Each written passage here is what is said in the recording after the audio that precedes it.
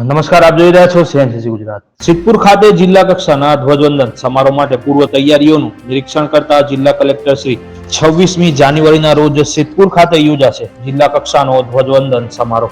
પાટણ જિલ્લાના જિલ્લા કક્ષાનો ધ્વજવંદન સમારોહ આ વર્ષે સિદ્ધપુર મુકામે યોજાવા જઈ રહ્યો છે, જેની જિલ્લા વહીવટીતંત્ર દ્વારા જોરશોરમાં તૈયારીઓ કરવામાં આવી રહી છે.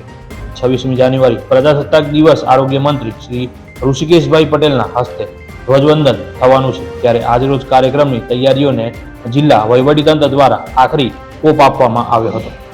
26મી જાન્યુઆરીના મહાપર્વના ઉજવણીના પ્રસંગે ધ્વજવંદન, હર્ષ સંઘવી, રાષ્ટ્રગાન, માર્ચ પાસ્ટ, સાંસ્કૃતિક કાર્યક્રમો સહિતના કાર્યક્રમો યોજાશે. આ કાર્યક્રમની તમામ તૈયારીઓ જિલ્લા વહીવટીતંત્ર દ્વારા પૂર્ણ કરી દેવામાં આવી છે, જેનું આજે પાટણ જિલ્લા કલેક્ટરશ્રીની ઉપસ્થિતિમાં રિહર્સલ કરવામાં આવ્યું હતું.